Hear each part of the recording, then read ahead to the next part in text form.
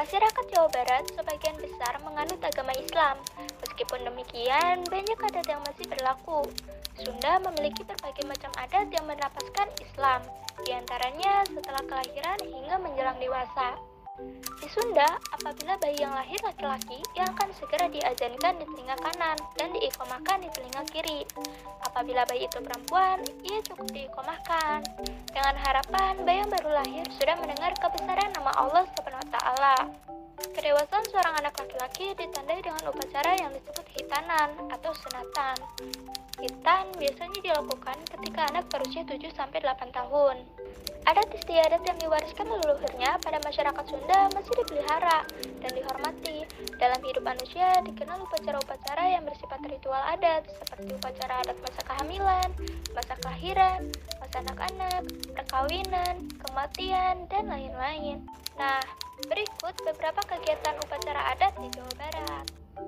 1. Upacara adat masa kehamilan. Pertama, ada upacara mengandung 4 bulan. Dulu, masyarakat Jawa Barat apabila seorang perempuan baru mengandung 2 atau 3 bulan belum disebut hamil, masih disebut mengidam. Setelah lewat 3 bulan barulah disebut hamil. Upacara mengandung 3 bulan dan 5 bulan dilakukan sebagai pemberitahuan kepada tetangga dan kerabat bahwa perempuan itu sudah benar-benar hamil. Namun, sekarang kecenderungan orang-orang melaksanakan upacara pada saat kehamilan menginjak 4 bulan. Karena pada usia kehamilan 4 bulan itulah saat ditiupkannya roh pada jabang bayi oleh Allah SWT. Pelaksanaan upacara ini mengundang pengajian untuk membacakan doa selamat. Biasanya doa nubuat dan doa lainnya agar bayinya mulus, sempurna, sehat, dan selamat. B. Upacara mengandung 7 bulan atau 3 bulan. Upacara 3 bulan adalah upacara yang diselenggarakan pada saat seorang ibu mengandung 7 bulan. Tingkeban berasal dari kata tutup. Di dalam upacara ini biasanya diadakan selesai. Biasanya membaca ayat-ayat Al-Quran surat Luqman dan surat Maryam. C. Upacara mengandung 9 bulan. Upacara 9 bulan dilaksanakan setelah usia kandungan masuk 9 bulan.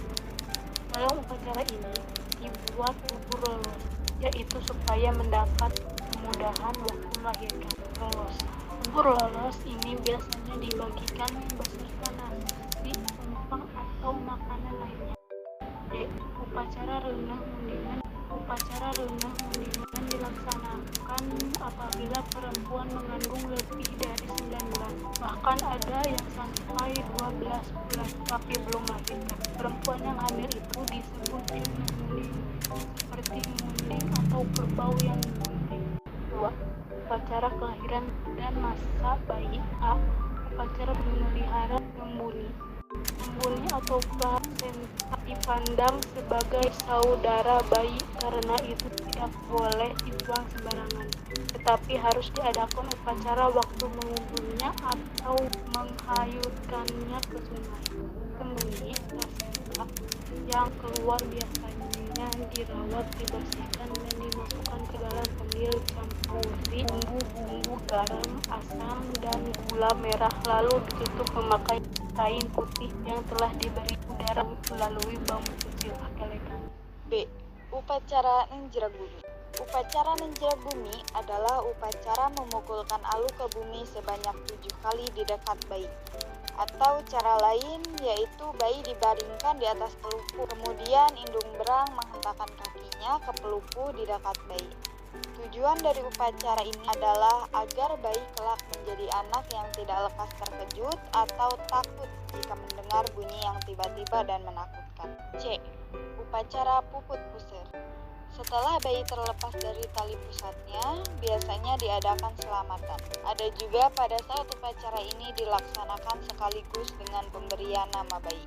Pada upacara ini dibacakan doa selamat dan disediakan bubur merah, bubur putih.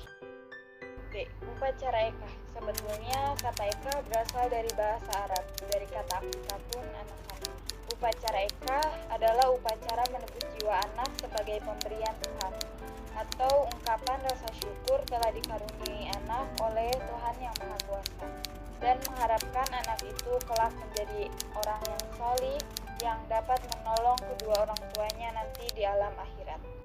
Pada pelaksanaan upacara ini biasanya diselenggarakan setelah bayi berusia 7 hari atau 14 hari dan boleh juga setelah 21 hari. Upacara nurunkeun.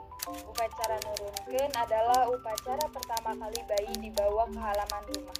Maksudnya mengenal lingkungan dan sebagai pemberitahuan kepada tetangga bahwa bayi itu sudah dapat digendong dibawa berjalan-jalan di halaman rumah.